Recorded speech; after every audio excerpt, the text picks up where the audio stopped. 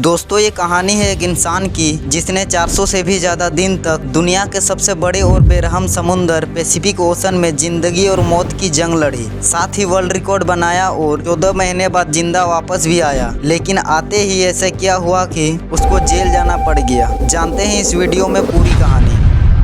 Pacific ocean का नाम सुनते ही लोगों के पसीने आ जाते हैं। दोस्तों पूरी दुनिया में 71% पानी है जो डिवाइडेड है 4 ओशन में, जिनके नाम है Atlantic, Pacific, Indian and Arctic. सबसे बड़ा ओशन पैसिफिक है। यह इतना बड़ा है कि जमीन का कुछ हिस्सा जो 165 मिलियन स्क्वायर किलोमीटर बनता है, यह अकेला ओशन 148 मिलियन स्क्वायर किलोमीटर को निगल सकता है। इस ओशन पर कुछ ही आइलैंड्स हैं जो बहुत ही छोटे हैं और कुछ तो ऐसे आइलैंड्स हैं जिन पर आज तक कोई इंसान जा ना सका। अब अगर गलती से कोई इंसान पैसिफिक ओशन में गुम हो जाए तो उसको ढूंढना तकरीबन नामुमकिन है। पैसिफिक ओशन में 14 महीने तक जिंदा रहने वाले इस इंसान का नाम था जोस सल्वाडोर एल्वारेंगा। इस इंसान के पास 7 फीट की एक छोटी सी बोट थी जिस पर सीधा लेटा भी नहीं जा सकता था, और यह बंदा 1 साल से भी ज्यादा दिन तक इस बोट पर जिंदा भी रहा, समुंदर की बेरहमी का भी मुकाबला किया और वर्ल्ड रिकॉर्ड भी बनाया जो आज तक और कोई इंसान तोड़ भी ना सका। जोश सिर्फ अपने किस्मत से मजबूर था कि वह इस बदतर मुसीबत में फंस गया था। यह बात है 2012 की। जोश 36 साल का एक एक्सपीरियंस मछेरा था जो मेक्सिको के एक छोटे से गांव कोस्टा अजुल में रहता था। 17 नवंबर 2012 में जोश और उसका एक साथी मिलकर फिशिंग करने निकलते हैं रोज की तरह अपनी 7 फुट की एक छोटी सी बोट पर। इस बोट पर ज्यादा दूर तक जाकर मछली नहीं पकड़ी जा सकती थी क्योंकि बोट बहुत छोटी थी, जिस पर एक इंजन और एक फ्रिज था, तो यहाँ कुछ ही मछलियाँ पकड़े जा सकते थे।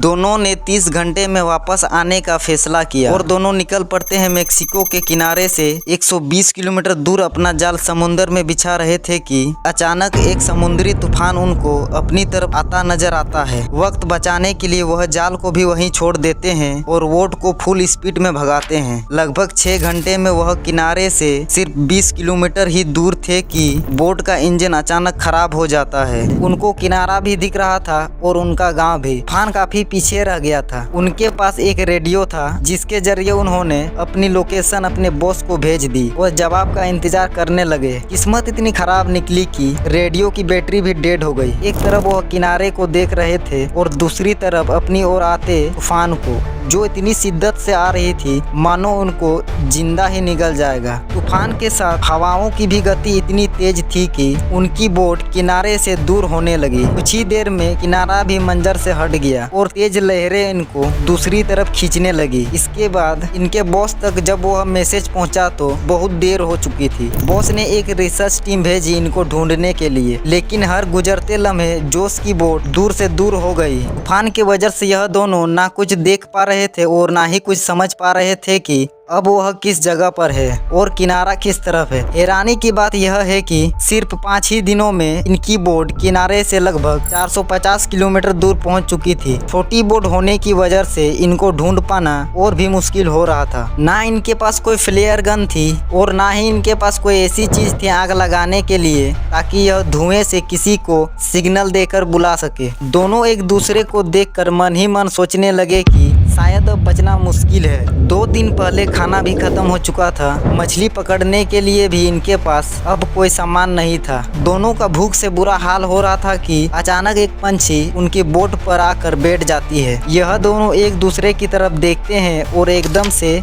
उस पंछी पर हमला कर देते हैं, लेकिन उसको पकड़ नहीं पाते हैं। दोनों को पता था कि हो सकता है पंछी फिर आए। कुछ ही देर में एक और पंछी आती है। इस बार दोनों अच्छे तरीके से उसको पकड़ने का प्लान करते हैं और आखिरकार वह कामयाब हो जाते हैं। और इस तरह दोनों अपनी भूख मिटाने के लिए बोट पर आने वाले परिंदों से अपना गुजारा करते हैं। समुंदर का खारा पानी पीने से इंसान की मौत हो सकती है। इस वजह से उन्होंने बारिश के पानी को प्लास्टिक के बोतल में स्टोर करना शुरू कर दिया, जिसे पीकर वह जिंदा रहते थे। लेकिन जब बारिश ना पड़ती तब वह प्यास बुझाने के लिए मछलियों का खून पीते थे।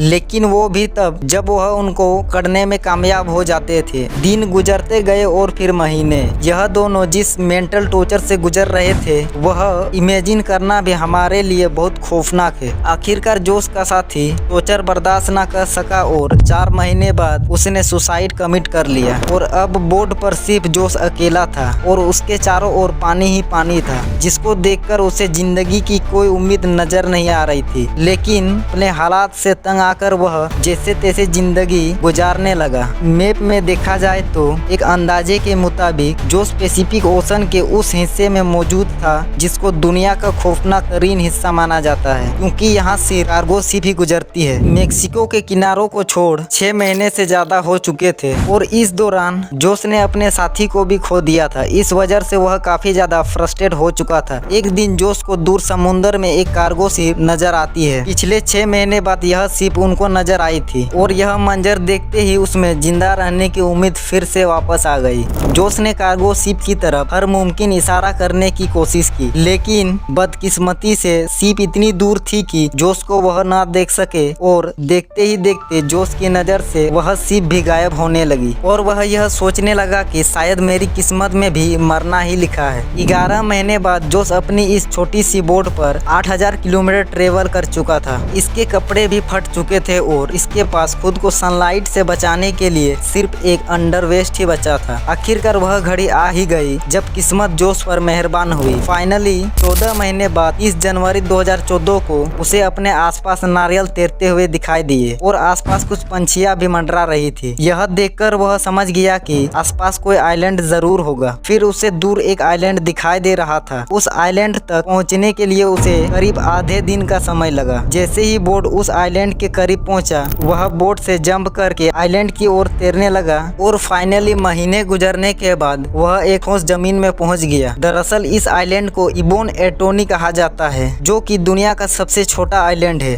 जोश की किस्मत अच्छी थी कि वह इबोन एटोनी आइलैंड पर पहुंच गया। थोड़ा बहुत एशिया का जायजा लेने के बाद उसे एक घर दिखाई दिया। कुछ ही देर में उस घर से एक आदमी निकल कर आया। उसकी कहानी जानने के कुछ ही देर बाद वहाँ पर लोकल पुलिस पहुँच गई। जोश अपनी पूरी जर्नी पुलिस को बताया, लेकिन उसके बातों पर यकीन करने वाला कोई नहीं था। भला 438 दिनों तो कैसे कोई एक छोटे से बोट में जिंदा रह पाता, वह भी बिना खाए। तो उसने अपने बातों को साबित करने के लिए अपने बॉस को कॉल किया, जो उसे मछली पकड़ने के लिए भेजा करता था। उसके बॉस ने भी यह पुष्टि कर दी कि हाँ, जोश मेरे लिए काम करता था और सालों पहले समुद्र में खो गया था। अब क्योंकि वह किसी और कंट्री में पहुंच चुका था, वह भी बिना वीजा के, इसीलिए कुछ दिनों की कानूनी कार्रवाई करने के बाद उसे वापस मेक्सिको भेज दिया गया। लेकिन जर्नी अभी खत्म नहीं हुई थी। जो उसके मित्र जिनके आधे रास्ते में मौत हो चुकी थी, उसके घर वालों ने जोश के नाम पर केस कर दिया, यह कहते हुए कि जोश ने अपने दोस्त को मारकर खा लिया होगा। कुछ दिनों के कानूनी दस्तावेज के बाद जोश को छोड़ दिया गया। उसके कुछ ही दिन बाद